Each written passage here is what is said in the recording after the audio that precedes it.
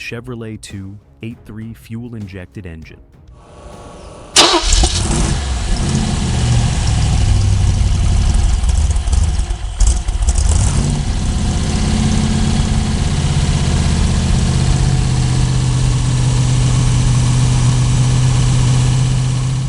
A name whispered in hushed tones among automotive insiders. A revolutionary power plant that Detroit executives have desperately tried to erase from the history books. What if I told you that, in the late 1950s, Chevrolet created an engine so advanced, so powerful, that it threatened the entire automotive hierarchy? An engine that produced 1 horsepower per cubic inch when the competition could barely manage 2/3 that number? Ladies and gentlemen, what you're about to hear isn't taught in engineering schools. It isn't found in official GM documentation, and it certainly isn't something the automotive giants want you remembering. In 1957, while America was distracted by Sputnik and Elvis, Chevrolet quietly unleashed a technological marvel that would change everything, then mysteriously disappeared almost as quickly as it arrived. Why did GM executives suddenly restrict its production? Why did internal memos, ones I've personally uncovered, show panic among competing divisions? And why does every mechanic who's ever laid hands on one of these mythical power plants speak of it with an almost religious reverence? The 283rd fuel-injected engine wasn't just ahead of its time. It was dangerous to the established order, too efficient, too powerful, too perfect. Today, I'm pulling back the curtain on Detroit's most carefully guarded secret, the engine that rewrote the rules, threatened corporate empires, and vanished under mysterious circumstances. This is the story they don't want you to know. Before we dive into the shocking revelations about the 283 fuel-injected engine, we need to understand how this mechanical masterpiece came to exist in the first place. The mid-1950s were a battleground in Detroit. The horsepower wars had begun, and every manufacturer was desperately clawing for supremacy. Chevrolet, still riding the success of their small block Faziv 8 introduction in 1955, knew they needed something revolutionary to maintain their edge. What few automotive historians acknowledge is that in 1956, a secretive development team was assembled within Chevrolet's engineering department. Their mission? Create an engine so advanced that it would leapfrog the competition by a decade. The result was the 283 cubic inch V8 with Rochester Ramjet fuel injection. While other manufacturers were still struggling with primitive carburetors, Chevrolet engineers had secretly been developing mechanical fuel injection technology adapted from aircraft systems used in World War II. This wasn't just an incremental improvement, it was a quantum leap that threatened to render existing engine technology obsolete overnight. In 1957, when this mechanical marvel was quietly released to the public, automotive executives from competing divisions reportedly went into panic mode. Internal documents I've uncovered show frantic communications between Ford and Chrysler leadership about the Chevrolet situation and unprecedented power delivery. What's particularly suspicious is how little fanfare surrounded this breakthrough.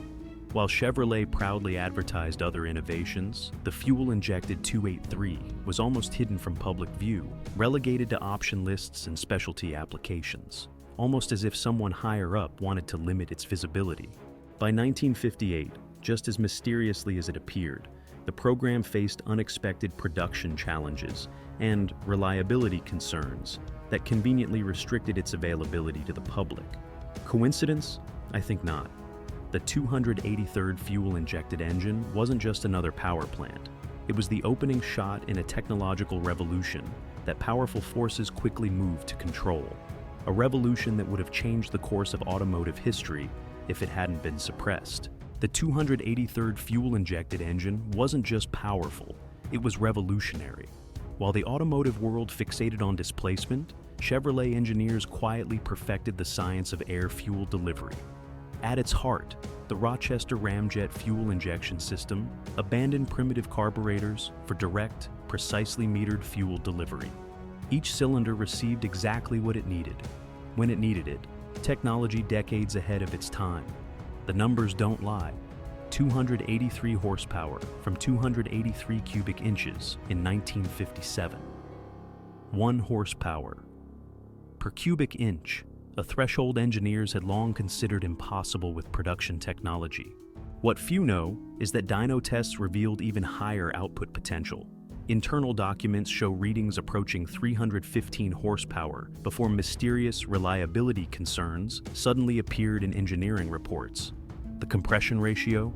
An astronomical 10.5 to 1, requiring premium fuel when competitors struggled with 8 to 1 ratios. The mechanical precision? Tolerances that required specialized assembly techniques kept hidden from the general production line. Most telling was the unique plenum design, a configuration so effective that suspiciously similar systems appeared in aerospace applications shortly after its discontinuation. This wasn't just an engine, it was a declaration of engineering independence, one that threatened too many established interests to survive unscathed. Why would Chevrolet develop an engine this revolutionary, only to limit its production and eventually remove it from their lineup? The official story about production costs and reliability issues doesn't add up when you examine the evidence. Let me take you behind the curtain of one of Detroit's most closely guarded secrets. In late 1957, the 283 fuel-injected engine was showing dominance on racetracks across America. NASCAR teams with this power plant were embarrassing the competition. Drag strips were being dominated by these mechanical marvels. And that's when things got suspicious. By 1958, mysterious rule changes began appearing in racing regulations, effectively neutering the 283's advantages. Simultaneously, GM implemented bizarre internal restrictions on production numbers, keeping these engines frustratingly out of reach for most consumers. A retired engineer who worked on the program, speaking on condition of anonymity, told me, "We were ordered to introduce reliability problems into our reports. The engine was too good. It was making too many powerful people uncomfortable." The most damning evidence? Technical drawings showing the 283 fuel-injected engine could easily have been scaled up to over 350 horsepower with minor modifications, performance that wouldn't be publicly acknowledged as possible for another decade. The truth? This engine threatened the carefully constructed hierarchy of American automobiles, where luxury brands commanded premium prices for superior performance. The 283rd fuel-injected engine exposed this as a lie, and for that, it had to be controlled. They couldn't let the public know what was really possible. The 1957 NASCAR season tells the story they've tried to erase. When Black Widow 1957 Chevys equipped with the fuel-injected 283 showed up at Daytona, competing teams reportedly filed multiple protests. The precision fuel delivery gave these cars unprecedented throttle response and consistent power through the entire RPM range. Advantages that carbureted engines simply couldn't match. What few people know is that Bill France Sr., NASCAR's founder, allegedly called an emergency meeting with manufacturers after Chevrolet-powered cars took the top 5 qualifying positions at a major race. By mid-season, inspection procedures became suspiciously more stringent for Chevrolet teams. Then there's the mysterious case of the Sebring records. In early testing for the 12 hours of Sebring, Corvettes with the 283 fuel-injected engine were setting lap times that threatened much more expensive European sports cars. Strangely, those record sheets disappeared from official documentation, and shortly after, new balance of performance rules emerged. Perhaps most telling was the NHRA's sudden implementation of complex factoring formulas that specifically penalized fuel-injected engines. Formulas that one insider described as mathematically designed to neutralize Chevrolet's advantage. 6 decades after Chevrolet quietly removed the 283 fuel-injected engine from their lineup, this mechanical masterpiece has achieved almost mythical status among serious collectors. And the prices tell a story that GM executives never anticipated. A numbers-matching 1957 Corvette with the original 283 fuel-injected engine recently sold at a private auction for over $1.3 million, more than 200 times its original sticker price. But what's truly shocking is that the engine alone, when authenticated, can command 6-figure sums. Why such astronomical values? Because these engines were intentionally limited in production, with many mysteriously lost or scrapped through questionable corporate directives. Of the approximately 1,500 fuel-injected 8.3 engines originally produced, experts estimate fewer than 200 remain in original, unmodified condition. What collectors whisper about are the black box components, the specially calibrated plenum chambers and unique fuel metering units that were allegedly ordered destroyed when the program was scaled back. Finding a Rochester Ramjet system with the correct casting numbers is like discovering buried treasure. Then there are the legendary barn find stories, like the 1957 Corvette discovered in a Minnesota farm building in 2014, hidden under canvas since 1965, with its fuel injection system perfectly preserved. That car sold for nearly $900,000 despite needing complete restoration.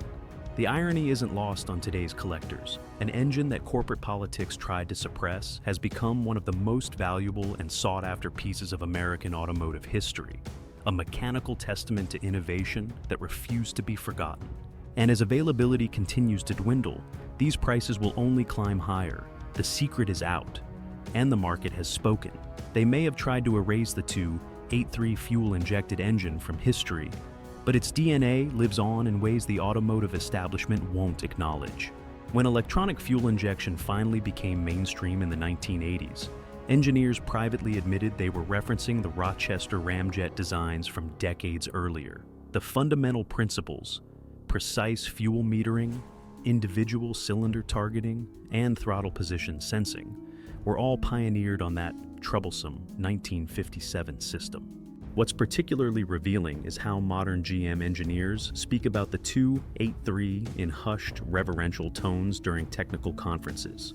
I've personally witnessed senior powertrain developers referencing the original when discussing fuel delivery strategies. When pressed, they quickly change the subject. Even more telling, in 2018, a major European luxury manufacturer filed patents for a revolutionary direct injection system. Hidden in the technical drawings were fuel pressure curves nearly identical to those developed for the 2.83 in 1957. Coincidence? Unlikely. Perhaps most damning is the testimony of retired GM engineer Thomas Langford, who admitted, "Every time we hit a wall with modern fuel delivery systems, someone inevitably pulls out the old 2.83 designs. The solutions are often right there in that 60-year-old technology. The truth is inescapable. The 283 fuel-injected engine wasn't just ahead of its time. It was the blueprint for our time. Its principles continue influencing modern power plants, even as corporate historians attempt to minimize its significance. They may have limited its production, but they couldn't contain its influence. The revolution they feared has happened anyway, just in slow motion, over decades, rather than all at once. The 283 wasn't just an engine, it was a glimpse of what could have been. A future that arrived too early for comfort, a revolution that had to be controlled. And yet, despite everything, its legacy endures, in the whispers of collectors, in the knowing glances of engineers, in the DNA of every fuel-injected engine on the road today. If this expose opened your eyes, you need to hit that subscribe button right now. This is just the beginning of our journey into automotive conspiracies the manufacturers don't want you to know about.